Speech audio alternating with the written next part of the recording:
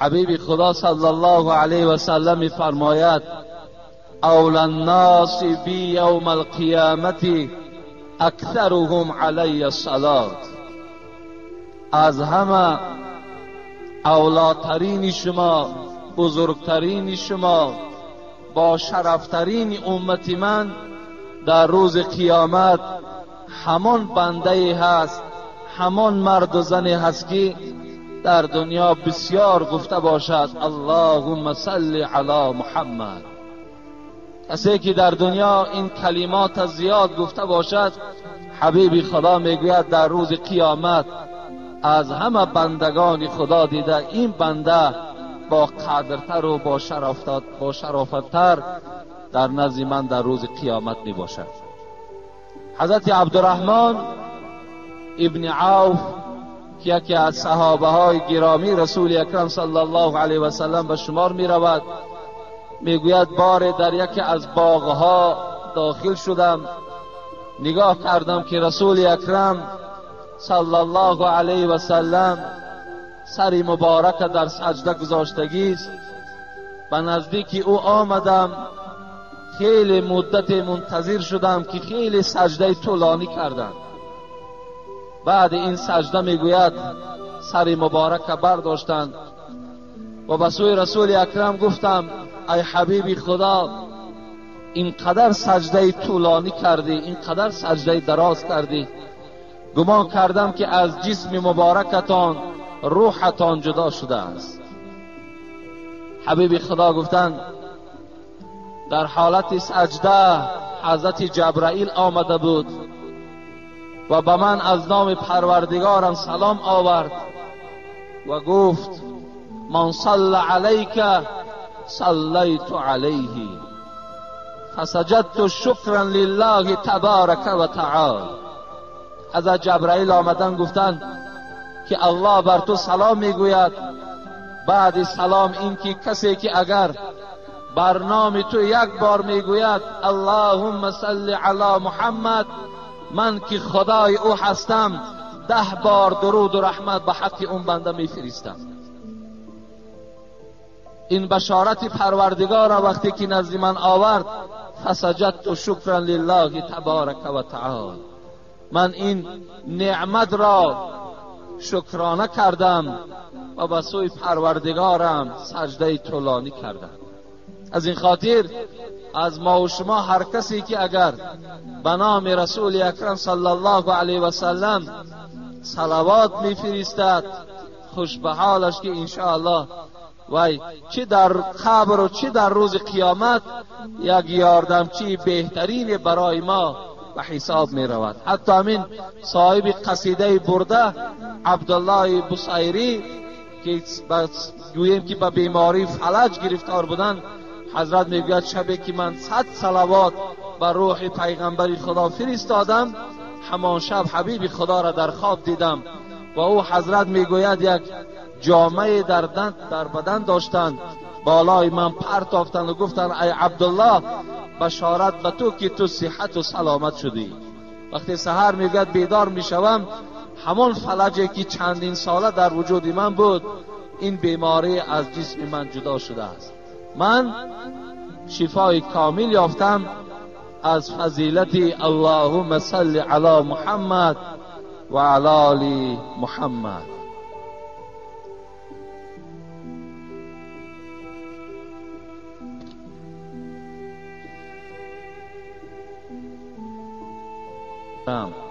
اگر ملال خاطر نباشد نزد شما یک سوال میارم. یک برادر اسلامی داشتیم که صاحب 2 فرزند بود. قضای الهی او را از این دنیای فانی به دارالبقا برد. بعد آش چیلی او همسرش بطن 4 ماهه خود را اسقاط کرد. در این بابت چی میگوید؟ آیا که شریعت اسلام این را چگونه قبول میکند؟ با احترام، داده عشق خدا از ناحیه میر سعید علی حمدانی، طالب جان احمد. السلام علیکم و رحمت الله. یعنی این برادر سوال کردن که وقتی که یک رفیقی داشتیم صاحب 2 فرزند بود. با قضای الهی این دنیا را پدرود گفتند و در شکم عائله‌اش باز یک فرزند بود که 4 ماهه بود. بعد وفات این شوهرش این فرزندش اسقاط کرد، یعنی ابورت کرد. آیا این در نزد شریعت چی هست؟ ما بار هم گفته بودیم که تا 4 ماهگی اسلام رخصت میدهد که اگر زن همان فرزندی که در شکم دارد ابورت کند اجازت است.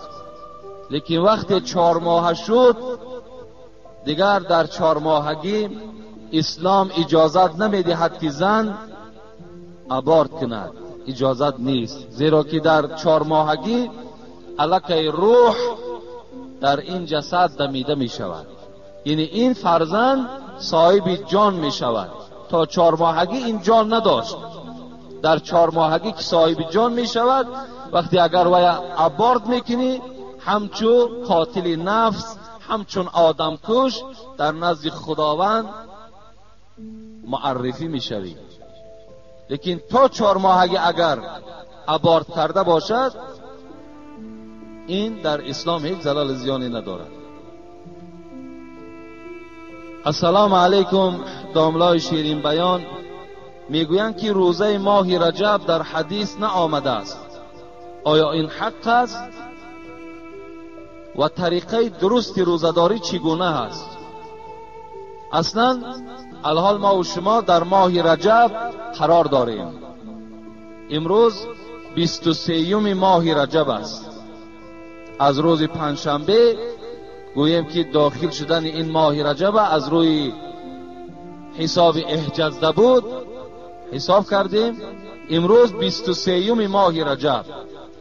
لیکن در ماه رجب روزه داشتن و نماز خواندن در یگان حدیث صحیح وارد شدگی نیست که ماه رجب روزه داشته باشد، ماه رجب نماز داشته باشد. اگرچنده که در بعض کتاب‌های فارسی ما و شما از فضل و از بزرگی این ماه رجب صحبت‌ها می رود، حتی از نماز و روزش، لیکن اونها اساس علمی ندارند.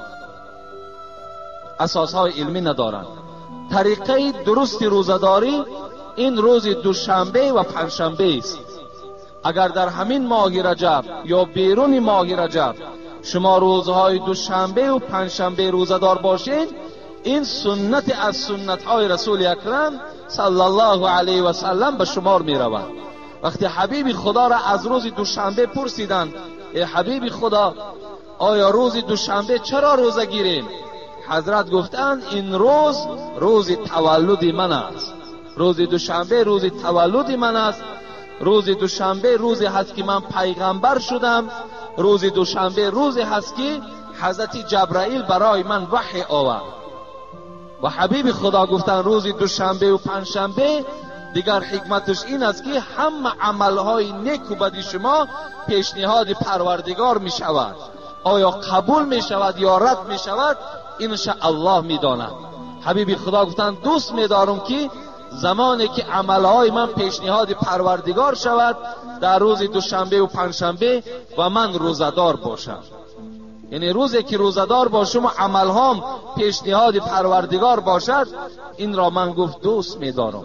از این خاطر بهترین روزه روز دوشنبه و پنجشنبه کدام شما می خواهید؟ و دیگر روزه این است که 13ام، 14ام، 15ام هر ماه 13ام، 14ام، 15ام 3 روز از هر ماه اگر شما روزه گیرین حبیب خدا گفتند در نزد پروردگار اجرش این است که 1 سال کامل شما روزدار هستید. نه رسول الله صلی الله علیه و سلم عن الوصال، لیکن از روزه که پی در پی باشد از این حبیب خدا باز من کردند. شما 2 ماه و 3 ماه پی در پی روزه نگیرید که این اجر ندارد، این ثواب ندارد. بعضی آدمی هست که سال روزه میگیرد. حبیب خدا گفتن از این من شما را من میسازم، شما گناهگار میشوید. هر یک جسم بالای شما حق دارد گفت. دست‌ها حق دارد، شکم حق دارد، چشم حق دارد. شما حق اینها را چکار نکنید؟ ویران نکنید. این از طریقی درست روزه‌داری ما و شما این است. از این خاطر از همه مادرها خواهش من این است که بسیار از ما چی تلفنی و چی غیر تلفنی پرسان میکنن که چند روز روزه داریم. برای همه مادرهای ما و شما، خواهرهای ما و شما که امروز به ماه رجب اخلاصی خیلی کلان دارن و حتی همون حدیثی که در کتاب آمدگی است که ماه رجب این ماه پروردگار است، این حدیث صحیح نیست.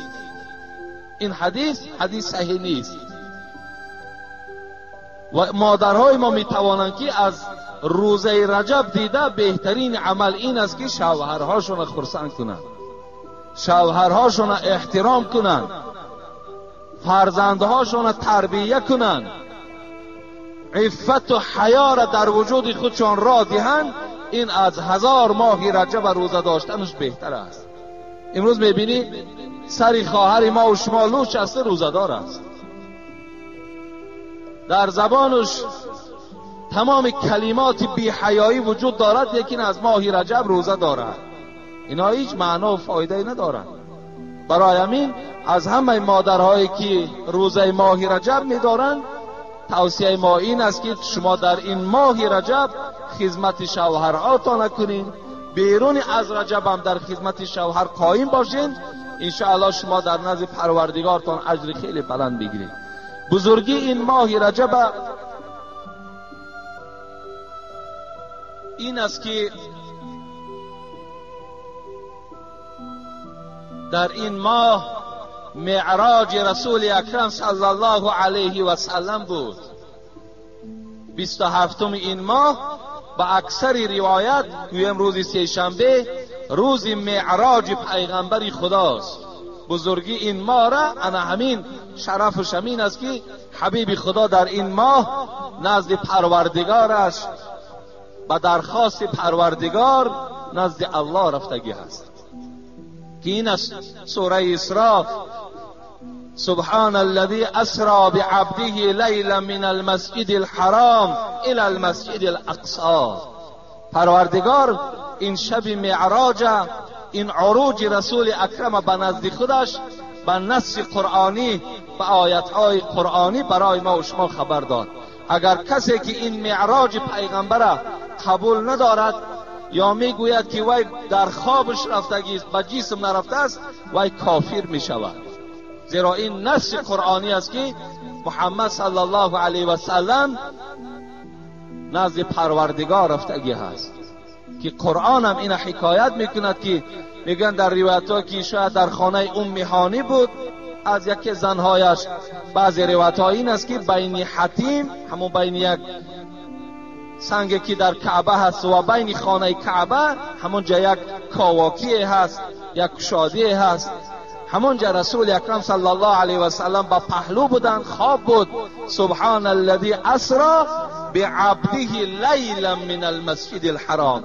کلمه لیل استفاده می شود که لیل این شب را میگوین عربها.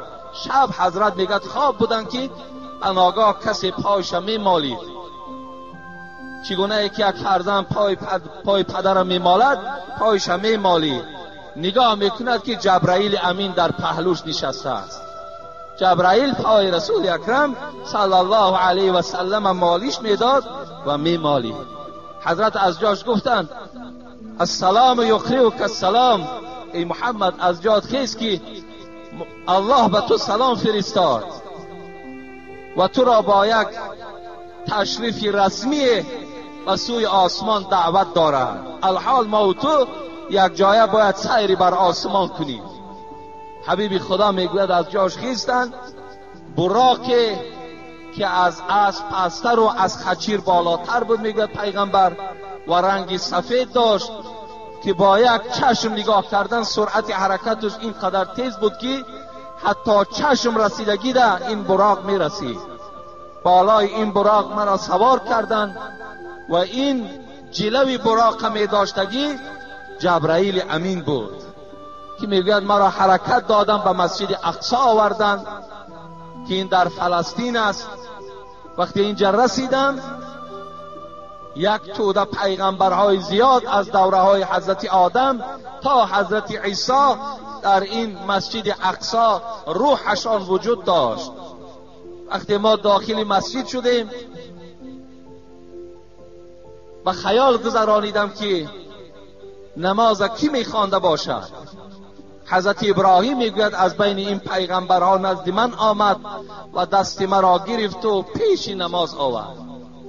گفت تا امروز این مسجد اقصی از بنی اسرائیل بود و اینجا گویم نزول وحی بود و همه پیغمبرها از این مکان برآمدند. از این روز اعتبارا این مسجد اقصی از تو و از پیروان تو هست. چگونه ای که امروز این مسجد اقصی در دست مردم یهود است که مسلمان ها را در اونجا خیلی آزار و مشقت میدهند، که چگونه ای که امروز هم این دست خونالود یهود هیچ خانه مسلمان قرار نمیماند. فرزندهای مسلمان ها گویم همه بیچاره ها یتیم و در بدر و سرسان و سرگردان است از دست این قوم ظالم. خداوند در آن نقشه هایی که اینها نسبت مردم مسلمان میکشند خودشان خدای مهربان سرگردان بگرداند و چگونه ای که خانه مسلمان ها را این قوم ویران کرده ایستادند، سرسان و سرگردان دارند، خدای خاندان اینها را ویران بگردانید. حبیب خدا میگوید 2 رکعت نماز خواندیم. مختصرا من میگویم برای فضیلت همین ماه رجب. حضرت میگوید در براق مرا سوار کردند و آسمان به آسمان از حضرت آدم سرکردگی در آسمان اول پروردگار میگوید آسمان ها را زینت داد. بعد زینت دادن تمام پیغمبرها را امر کرد که حبیبی مرا پیشواز گیرید. ملائکه ها را میگوید صفی در صف کرد. حبیبی خدا هر آسمانی که میدرامد السلام علیک ایها النبی، ای پیغمبری خدا خوش آمدی گفته پیشواز میگرفتند. حضرت آدم بود. در دویم آسمان میگوید حضرت عیسی را دیدم. در سوم آسمان حضرت یوسف را دیدم که خیلی حسن زیبایی داشت، که چنان حضرت یوسف میگوید زیباگیش دیدم، آنقدر زیباگی داشت که قریب گویم نصف زیباگی تمام بنده های خدا در چهره حضرت یوسف گذاشتگی بود. لیکن حضرت جابر چی میگوید؟ وقتی میگوید پیغمبر خدا جمال حضرت یوسف را تعریف کردن و خدا قسم میگوید شب از شبها که ماهتاب 15 روزه بود، اینقدر روشن بود. من نزد رسول اکرم صلی الله علیه و سلم آمدم، زیارت کردم. یک بار نظر میکردم به ماهتاب، یک بار نظر میکردم به چهره حبیب خدا محمد. قسم به خدا گفت چهره محمد از آفتابم دیده روشنتر بود، از همون ماهتابم دیده چهره رسول اکرم صلی الله علیه و سلم روشنتر بود. اگر خداوند حسن نصف بندگانش در جمال یوسف گذاشته باشد، تمام حسن بنده هاش در محمد صلی الله علیه و سلم گذاشتگی بود.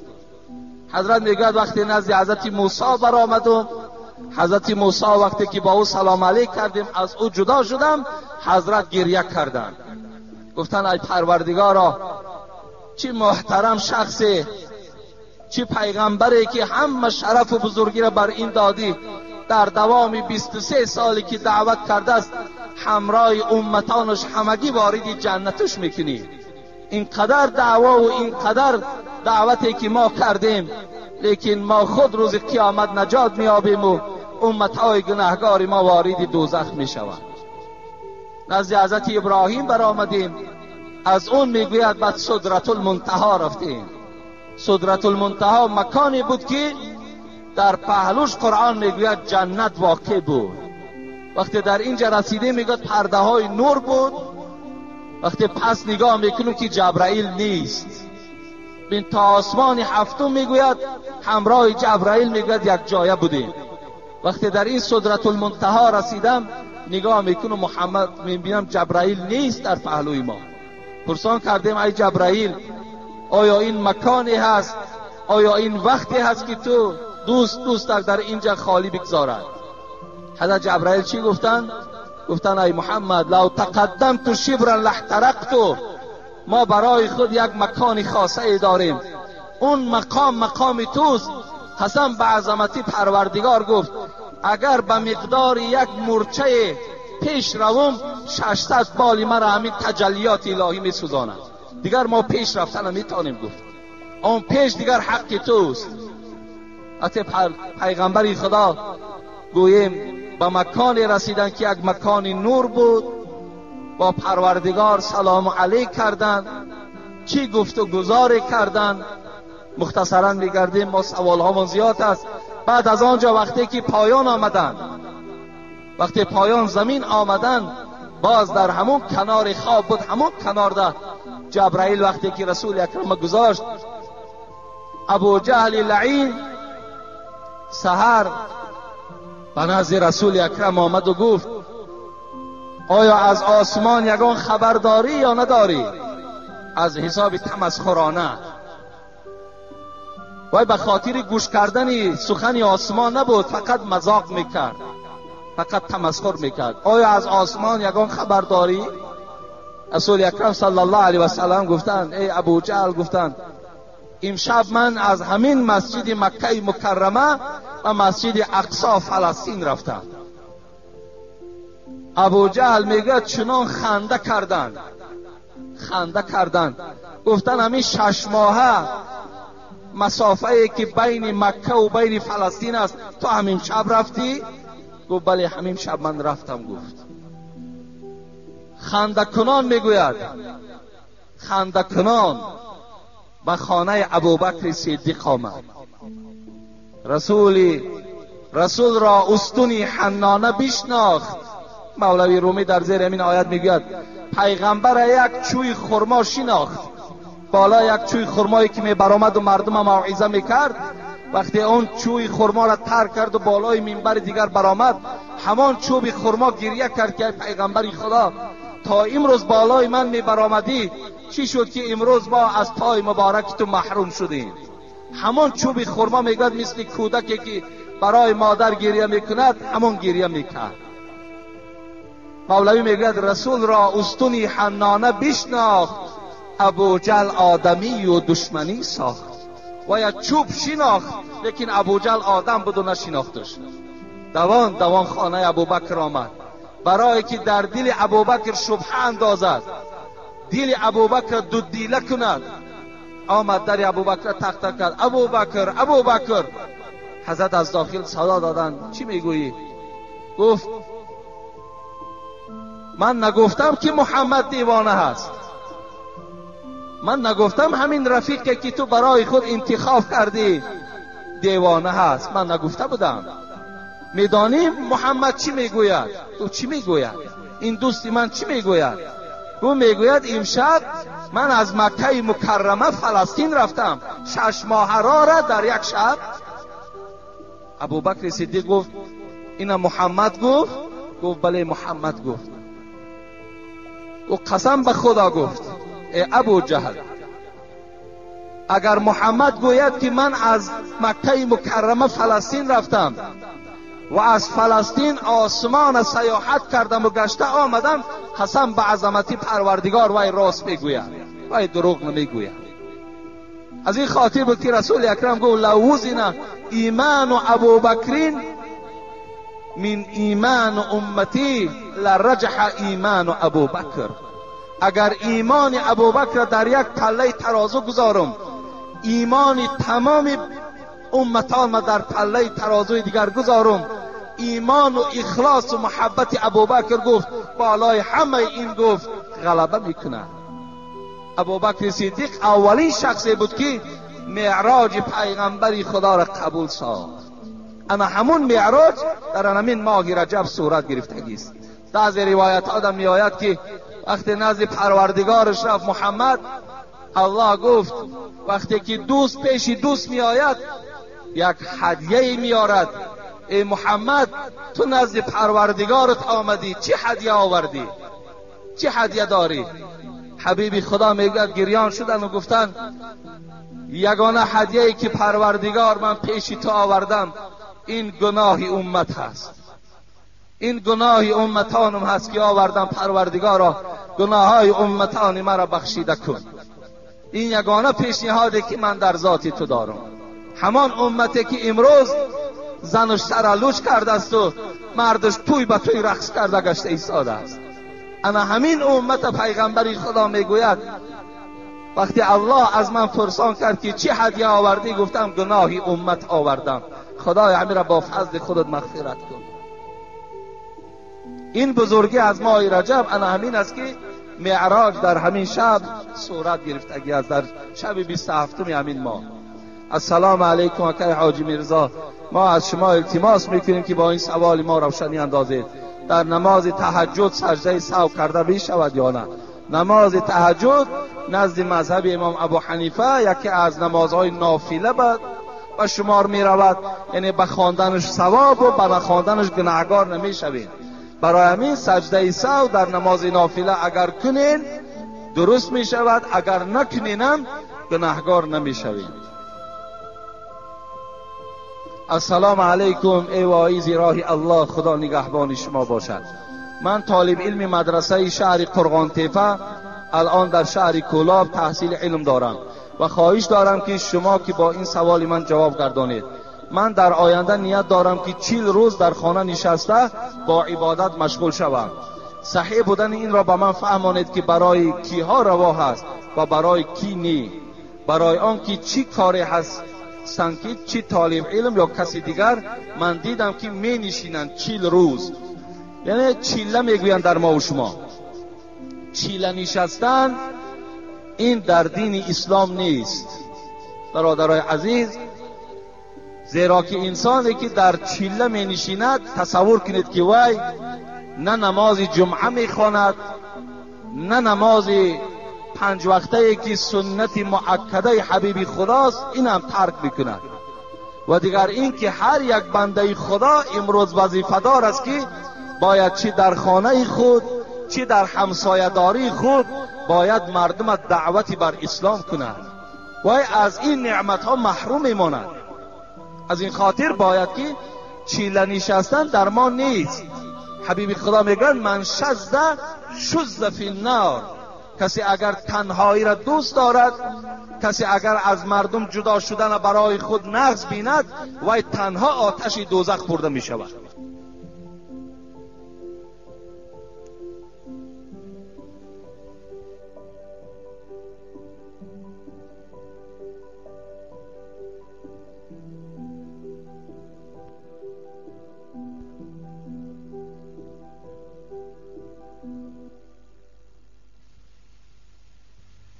کسی اگر تنهایی را دوست دارد، کسی اگر از مردم جدا شدن برای خود نغز بیند، وای تنها آتش دوزخ برده می شود.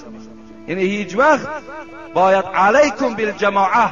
حبیبی خدا میگه دائم شما را ای پیروانم تأکید میکنم که فقط با جماعت باشید، فقط با مردم باشید، هیچ وقت تنهایی را برای خود انتخاب نکنید.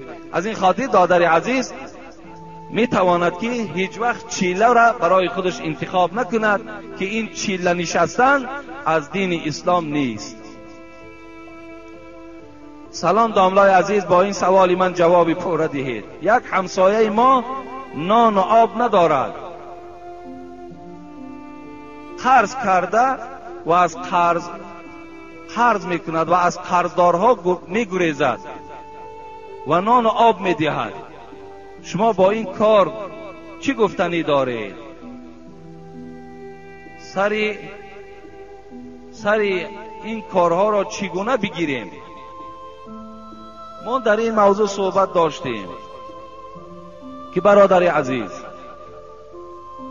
الله در قرآن میگوید صدقات برای فقرا هست، یعنی صدقات باید ماها کیها را دهیم؟ آدمای فقیر را دهیم.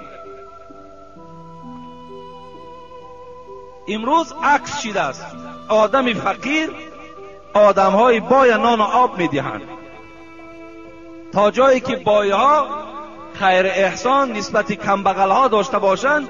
امروز کمبغلی که صاحب یک سوم یا نیم سوم می شود در حال دیگر راست میکند، آب و نان تشکیل میکند و مردم سیر و گرسنه را نان میدهد.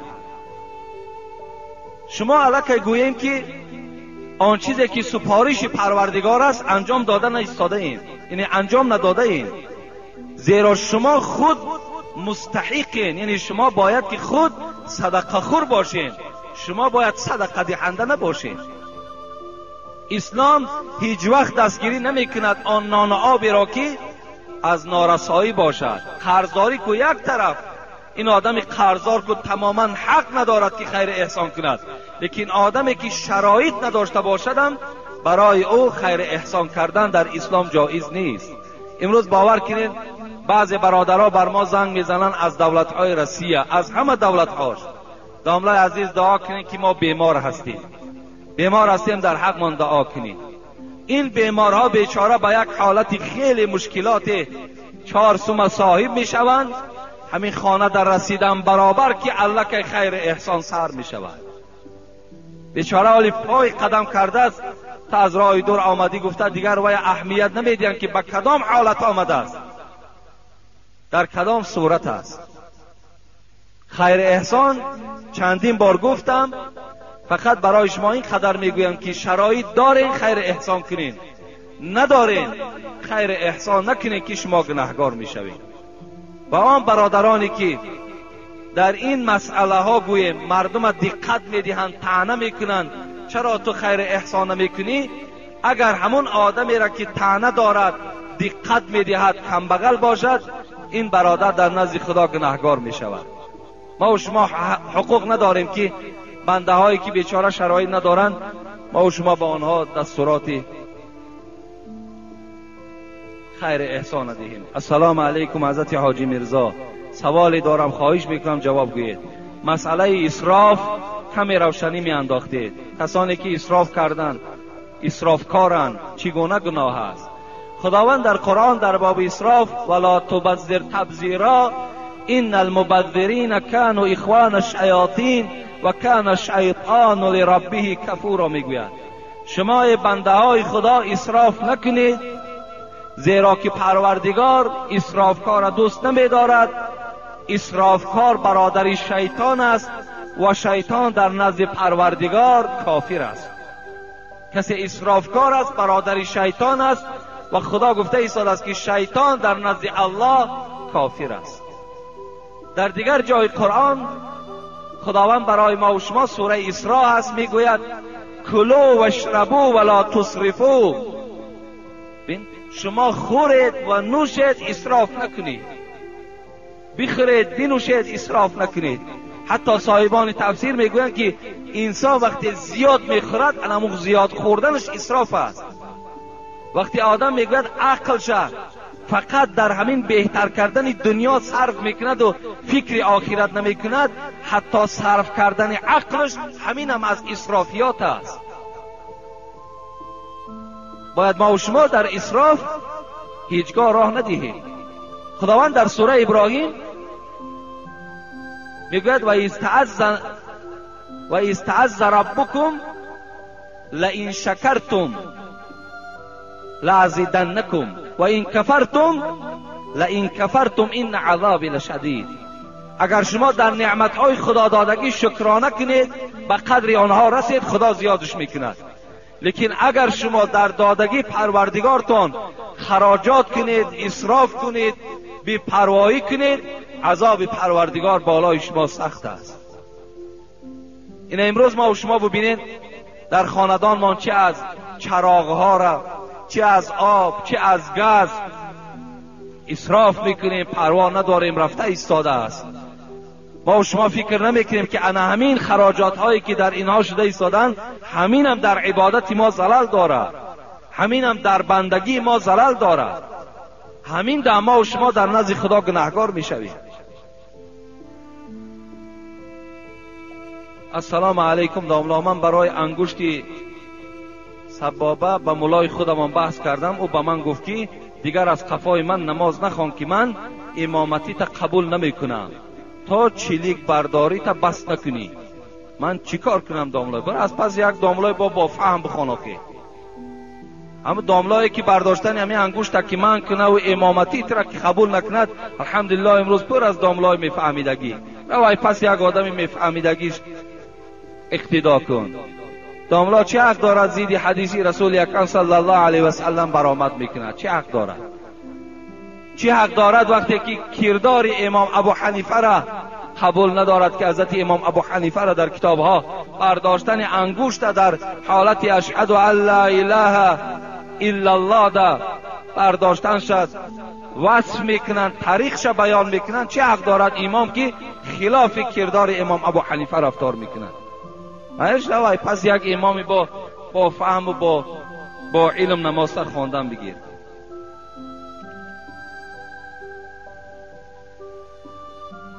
السلام علیکم داملا حاجی میرزا، من مخلص شما هستم و در نمازهای جمعه اشتراک میکنم. یک سوال به شما دارم.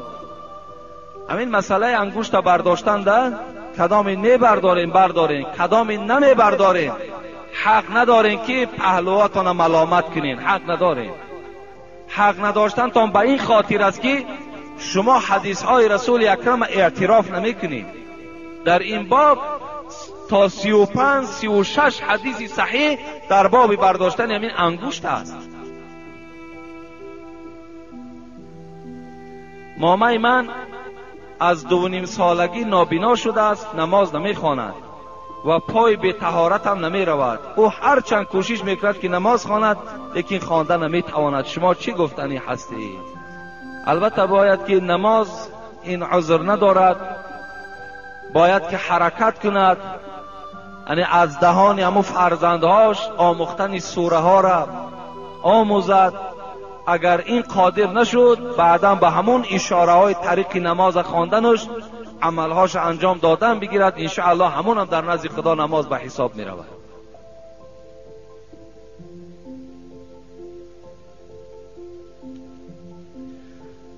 بابای حاجی میرزا خدا یار و مددگارت باشد. یک سوال دارم. آیا در شب نکاح موی سر داشتن برای مرد به نکاح ضرر دارد یا ندارد؟ یعنی در شب نکاح امروز جوانهایی هستند که موی سر دارند. حبیب خدا صلی الله علیه و سلم میگوید من کان له شعر فلیکرمه. کسی از امتان من صاحب موی سر باشد بایستا که موی سرشان تازه نگه بدارند. حبیب خدا هم موی سر تراشیدن هم موی سر گذاشتن. برای همین هم تراشیدنش سنت میگوییم هم گذاشتنش سنت میگوییم. فقط کسی که موی سر دارد باید موی سرش تازه و پاکیزه نگه دارد. این موی سر داشتن در نکاح هیچ زلل و نقصانی ندارد. کسی دعوا میکند دعواش اساس علمی ندارد. برای همین اینا گفتنی هستم که دادر عزیز در شب نکاح، در نکاح تو چی زلال دارد؟ زلال دارد که وقتی که اون زنی که می آید یک سوزن در دستشو از پشت همون کستومی تو دوختن میگیرد، انا این خرافات ها در نکاح تو زلال دارد. ببین توفلی هایی که در پاهاشون میپوشن در همین گویم که نکاح، در شب نکاح انا اون توفلی که در پای دارد و بدر نمیکند، انا این در نکاح تو زلال دارد. یا در شب نکاح بعض جوانهای بی فراست و بی عقل وجود دارد که شب نکاح نوشیده به نکاح می آید، عرق می نوشن برای شرم و حیاشان پرد تا که در نکاح شرم نکنن. آیا تو نمیدانی الحیا شعبة من الایمان؟ پیغمبر گفته است حیا این خودش نشانه ایمانداری است. وقتی تو حیا را از وجود دور میکنی معنای این را دارد که تو ایمان از بدن جدا کرده ای. انا اینا در نکاح شما زلال دارد. در نکاح شما این 10 ماشین و 20 ماشینه که صرف و خراجات های بی معنی میکنین، انا این در نکاح تو زلال دارد. در نکاح تو اون دختری را که تو فتح پشانیدی و تمام بدنش یار و رفیق نشان دادی، انا این در نکاح تو زلال دارد. آن دختری را که تو پیش بزرگوارها میبری که این بیچاره ها از آمدن این عروسی تو ناراحت میشوند، انا این در نکاح تو زلال دارد. انا پیش این اسراف ها را، پیش این نامعقولی ها را بگیر، نکاح تو بی زلال و بی زیان می شود. این موی سر داشتن در نکاح هیچ زلال زیانی ندارد. شبی که میاری خواهر تقتی مردکای بیگانه عررش میکنی و تا 2-3 شب مردم نمیمانی که خواب کنن، انا در نکاح تو انا اینا زلال دارد. انا پیش زلال اگر خواهی که بگیری مرحمت، انا این گفته خدا و پیغمبرت است. بابای حاجی میرزا، ما از دوشنبه این سوال را به شما داده ایستاده ایم: آیا نسبت قبر را آرا و تارا، زیب و زینت دادن از نگاه اسلام چگونه است؟ ما دیروز زمین بین عصرش را در همین بین قوم خودمان فهمانده دادیم.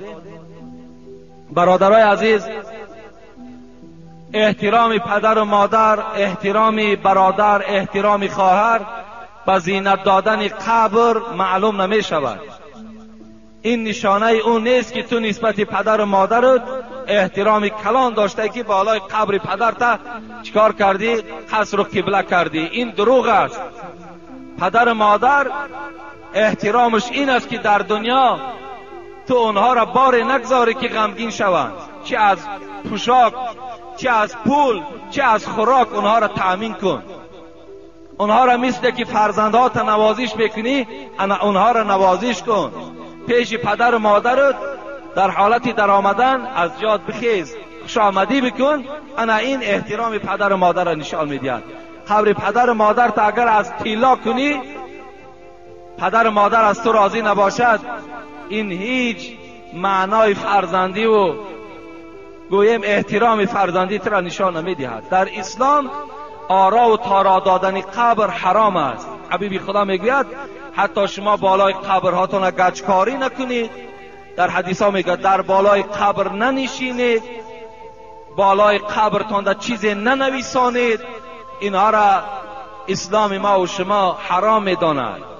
حتی در اسلام فقط رخصت همین است که یک سنگ عادی بردت بالای قبر میگذاریم تا که فرزندها ما خبر دهیم که همین قبر پدرت است یا مادرت است یا برادرت است. یک نشانه.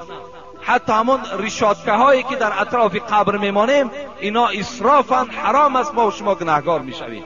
کجا جایی که این قصرهایی که در بالای قبرها میسازیم؟ حتی بینین همین مختصری که ما و شما امروز تاجیکستان میخوانش، کتاب مختصر قریب 70-80 تا شرح دارد. در همین کتاب جنازه چی میگوید؟ میگوید که و کوریه الاجر و الخشب، اگر در لحد شما غشت پخته گذارین یا در لحد اگر چوب گذارین، این حالت در این عمل شما مکروه است، شما در نزد خدا گناهگار میشوید. به چه خاطر؟ به خاطر که برای غشت پخته و این چوبی که در لحد میگذارید آدمای زنده احتیاج دارند. باید در لحد غشت خام باشد یا چیمی که میگویم همون سبزگاری هایی که ما و شما کنده و در قبر میچینیم، انا همون زیب قبر دارد. فتوای خلاصه را تماشا کنین، میگوید که قبر دویم باره کندن در اسلام اجازت نیست. اینا بعضی آدما قبرهاشون از اونجا میکنن اینجا میارن، اینا اسلام رخصت نمیدهد. لیکن اگر همون گورکاوها ساعتشه یا بیل یا کرته یا چیزی از ظرف دنیا را در داخل قبر فراموش کرده باشد، اینجا اسلام رخصت میدهد که دویم باره قبر کنین و همون چیزی که زنده ها احتیاج دارن بیرون قبر کنین.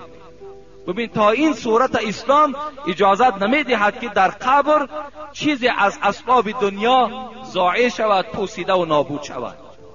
برای همین از همه شما برادرای عزیز خواهش من این است که شما بالای قبرها دا بنا نکنید، بالای قبر برای خودتان سجدگاه جای نماز قرار ندهید.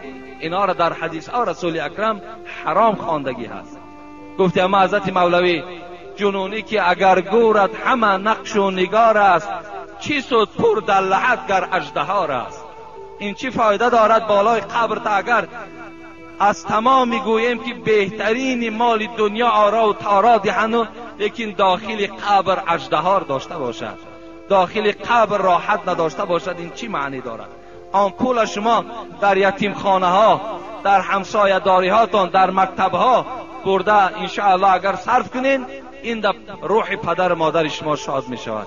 اجازت نیست برادرای عزیز در بالای قبر بغیر یک سنگ عادی حتی کتابت نویساندن ممکن نیست.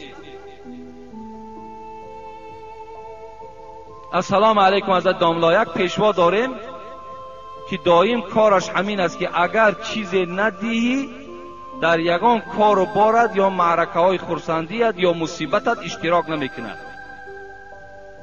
این خیلی پیشواهایی بوده است که اگر تا حق شکی نمیتی در یگان کار و بار درست نمیسته، نه در معرکه خرسندی نه در معرکه مصیبت. حبیب خدا محمد صلی الله علیه و سلم پیشوای ما میفرماید این المسئله لا تحیلو. ببینید طلبیدن حلال نیست. وقتی همون پیشوا هست، وقتی همون گوییم که از جمله شیخ است، از جمله عالم است، از جمله ایشان است، از جمله کسی نباشد. وقتی میگوید که حق مرا دهید، وقتی طلب میکند، این حبیب خدا گفتن حرام است. حرام. هیچ وقت امت محمد باید طلبنده نباشد. حبیب خدا میگوید لو تعلمون ما فی المسئله ما مشى احد الی احد یسأله شیئا. اگر شما میدانستید که طلبیدن چند قدر بیناموسی است، بیعاری است، شما هیچ وقت پیش یک برادر مسلمانتان یک قدم برای طلبیدن نمیزدید. لیکن افسوس که این طلبیدن شخصان برای خود اختیار کردن که ناموس ندارند، اونا گویم حیا ندارند. برای همین ما و شما حق نداریم که گویم برای ما فلان قدر مبلغ جدا کن بعد من در کار بار تو راست میستم، یا اینکه من فلانی زاده ام، من بالای همه شما گویم سردار هستم یا فلان هستم، باید که برای من شما مبلغ جدا کنین، برای من نظر دهین. این در اسلام ما وجود ندارد.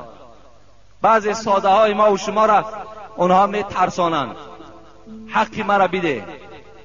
وقتی مثال تو نمیدی بعد وای من میکنند نمیتی حقی مرا نمیتی، حقی گویا که تمام یعنی ندادی تمام تو میسوزی. نه، خودش میسوزه. او دعا هم ندارد برادر عزیز، باور کن نترسین. این چیزی چی گپ نیست. اسلام ما باید طلبنده تیار نکند. امروز برای چی ما میگیم که همون بچه هایی که در راه ها هستن صنف 1 و 2 میخوانند یا از اون در پستر هستن، اونا را شما پول ندهید. به چی خاطر؟ به خاطری که در طبیعت او طلبیدن میموند.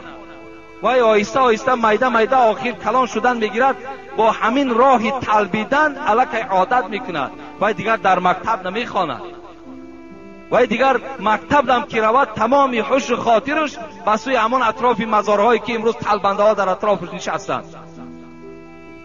انا فقط تمام خاطرش همه گویم حشش طرف همون مزار، طرف همین امروز قبرستان ها را جای کردن. میبینن که مردم قبرستان میرود، در نزد قبرستان که باز پول تقسیم کنی که هست، این کودک ها همون جمع روند تا که با اونها پول دهین. شما ندهین بر اونها پول، اونا را شما خودتان طلبنده میکنین. امروز این بهبودی که الحمدلله در تاجیکستان شده ایستاد، شما میبینید روز به روز زوادها باچیده ایستند، روز به روز راهها کشاده شده ایستادند. امروز کدام بدفرد تاجیک این زوادها را سرداری میکنند؟ ما و شما که وقتی که فقط طلبنده تیار کنیم، همین طلبنده هایی که امروز داریم کتکت هایی که هستند، مردم هم میترسانند که حقی ما را بده، نمیتی خیلی میبینی همیناش بسند. ایناش بیا ما و شما طلبنده نکنیم. ایناش بگذار که بیچاره خوانند، بگذار که آینده دار شوند، در همین جامعه تاجیکستانی ما و شما خدمتگار شوند. اینا درست نیستن. طلبیدن حلال نیست برادر عزیز. این ملاگی و باور کنین پدرای عزیز، ایشانی و شیخی که برای خدا نباشد، به خدا قسم در نزد پروردگار از کرم لای خورک دیده، این انسان در نزد خدا به قدر هست. باید همه عملی ما از برای خدا باشد. باید چی ملا باشد، چی شیخ باشد، چی ایشان باشد، چی فلانی زاده باشد، باید امروز فقط خدمت اسلام کند، نه برای مبلغ. اگر تو در راه خدا خدمت کن، الله خودش در قرآن میگوید و من یتق الله یجعل له مخرجا و یرزقه من حیث لا یحتسب.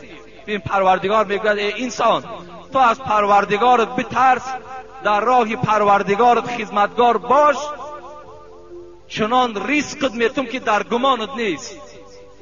آنقدر مبلغ و پول از هر راه برای تو میارم که در فکر در خیالت نیست. این وعده پروردگار است. همین انسانایی که امروز خدمت پروردگار میکنن، به طلبیدن روزشان الحمدلله که رفته ایستاده است. برای همین ما و شما این طلبیدن برای خود اختیار نکنیم. این برادر ما هم حق دارد که برای این گونه پیشوا حق جدا نکند. هیچ وقت حق جدا نکن. از دوغ و پوپیسش هم نترس. انشاءالله تو در نزد خدا از این دیده با قدرتر هستی. و آخر دعوانا ان الحمد لله رب العالمین. اینجا در یک سوال ها را خیلی دیگر میگذاریم، زیرا جمعه آینده من در باب صبر در مصیبت که خیلی از برادران اینجا از ما طلب کردن من صحبت میکنم که صبر در مصیبت و صبر در معصیت، از معصیت چی معنا دارد. من برای شما انشاءالله این بیان میکنم، خیلی موضوع لازمی هست برای این روز ما و شما. جنازه بابای ولی 30 سامان، بابای ولی خدا رحمت و مغفرت کنه، یکی از عضو همین جماعت ما بود که در همین محله زندگی میکردن. فرزندای خدا را شکر که با نماز دارد. بابای ولی 30 سامانی روان کردن که در حقش دعا کنیم. بابای احمد 10 سامانی، بابای حاجی زین الدین 10 سامانی، برادرمان استاد سبز علی و بحرالدین بابا جان که برای همین مناره را تعمیر کردند امروز مهنت کردیستند، در حق اینها گفتن دعا کنید. در حق پدر و مادرم دعا کنید. حاجی سید حامید از کوهدامن 10 سامانی، بابا خان از پاریز در حق مادرم بیمار از گفتن دعا کنید 10 سامانی روان کردن.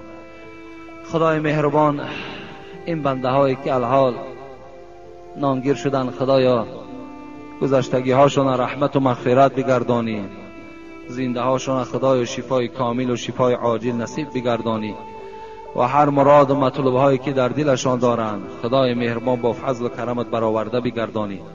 و تمام آن بندگانی که در این صندوق خیریه که امروز برای بهبودی همین مسجد صرف شده ایستاده است خیر احسان میکند، خدا این خیرها را به درگاهت مقبول و خدا از همه آفتها در حفظ امانش نگه دارد.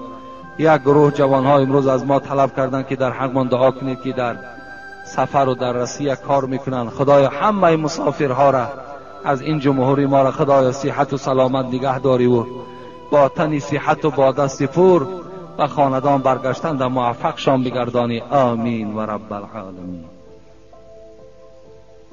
اللهم رب هذه الدعوة التامة والصلاة القائمة محمدا الوسيلة والفضيلة والدرجة العالية رفيعة وابعثه مقام محمودا الذي وعدته وارزقنا شفاعته يوم القيامة إنك لا تخلف الميعاد. من این دو را نمیشناسم لیکن از اون بی نهایت غلط میخونده است. من مقصد از آن گفتن حبیب خدا میگوید اطول الناس اعناقا یوم القیامت المؤذنون.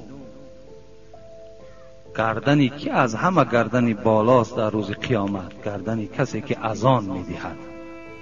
در روز قیامت از همه گردنها بالاترین گردن نصیب شخصی هست که اذان میدهد، لیکن اذان درست دهد. در کجایی که اگر مؤذن ها باشد باید که شما اذانهاشون همون پیشواهایی که دارین اذانهاشون گذرانن. این بچه از این مسجد ما نیست، خیلی من نشناختم اذان گفتن، لیکن اذان بی نهایت اذان غلط است. برای همین کاری کنی که در هر جمعه بسیاری مسجد ها میریم اذان میدهن، اذانهاشون همه غلط است. اکثر مسجد ها اذان غلط میدهن. این بسیار یک معنای کلان میدهد. در اذان گفتن هم خوف کفر است وقتی اگر نادرست اگر ما و شما اذان میدهیم. این علم اسلام علم عادی و آسان نیست. هر یک تلفظ این، هر یک تشدیدی که در داخل این هست با خودش معنا دارد.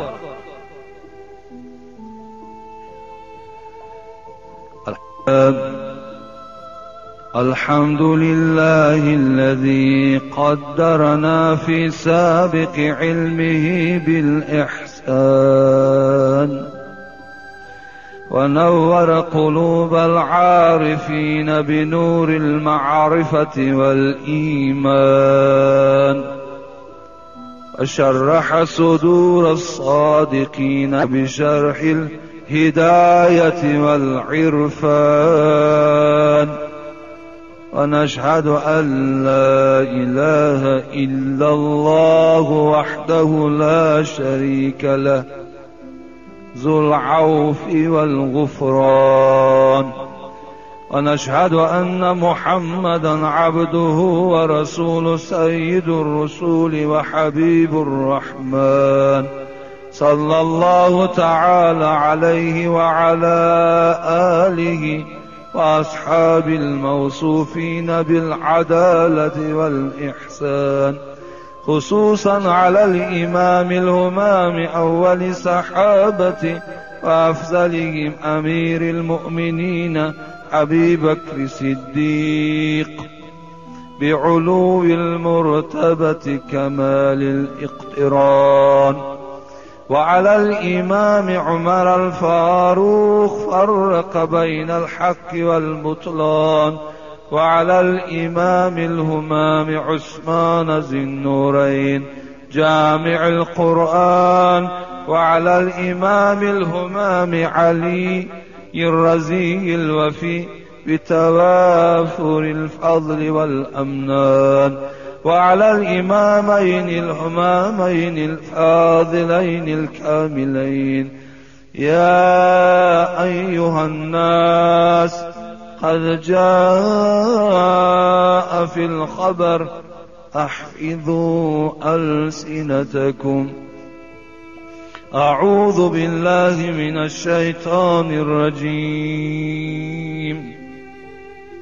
إنا أعطيناك الكوثر فصل لربك وانحر إن شانئك هو الأبتر.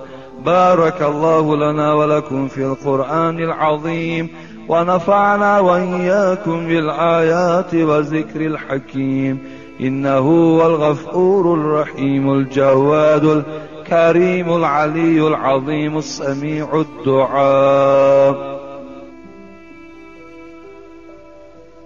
چگونه در خبر آمده است گفت احفظوا السنتکم. این حدیث رسول اکرم صلی الله علیه و سلم است که ای پیروان قرآن، ای مردم تاجیکستان، پیغمبر خدا خطاب دارد، زبانهاتان نگه دارید، زبانهاتان محافظت کنید. گفتی حضرت مولوی جنونی زبان را در غضب نیکو نگه دار، زبان نزد غضبها می شود مار. گزد ناگه دلی رنجیده را، کند محزون و مجروح بنده را. این زبانهاتان نگه دارید میگوید. این زبان آدم مسلمان باید زبان طعنه کننده نباشد. زبان آدم مسلمان زبان غیبت گوینده نباشد. زبان آدم مسلمان و مؤمن و زبان انسانی که جمعه میخواند، 5 وقته میخواند، در خانش قرآن دارد، دعوای اسلام دارد، باید زبان او زبان دشنام کننده نباشد. حبیب خدا میگوید سباب المسلم فسوق و قتاله کفر. کسی یک مسلمان میکشد کافر میشود، کسی یک مسلمان دشنام میدهد فاسق میشود. امروز این امتی بی‌پروا در هر یک لحظه، در هر یک ساعت زبان ما و شما آلوده دشنام است. فرزندهامان و کودکای در کوچه بازی دارند، الکی زبانهای دشنام آلود دارد. بار اما و شما پدر و مادر همو فرزند در خانه یک بار گوشتا هم کنه میتونیم بچم در کوچه که برآمدی دشنام نته. یک بار بچه تا بفهمون که در تو فرزند مسلمانی یک چیز گناه میگن، یک چیز دیگر ثواب میگن. اگر دشنام دهی بچم تو گناهگار میشوی. اگر زبان تا نگه داری و با رفیقات دشنام ندهی تو ثواب میگیری. اینا هر یک کدام ما شما وظیفه پدر و مادر همین است. شما در همون خوردیش که وای ادب نکردید کی دیگر آدابش میتین؟ تو مثل زمانی که کلان شود خودتان دشنام دهد. درختی که خوردکک بود باغبان، بگرداند او را چو خواهد چنان. چو گردد کلام باز نتواندش، که از کجی و خمی بگرداندش. این درخت که کلان شد دیگر شما این درخت پایه زده نمیتونید. این درخت دیگر شما نوده هاش راست کرده نمیتونید. فقط شما پایه او را زده میتونید، راست کرده میتونید زمانی که این درخت نوچه باشد، خرد باشد. این کودکان به منزله همون درختی خرد هستند، اونا را باید تربیه کنید. حبیب خدا میگه زبانهاتون ای پیر خرد محافظ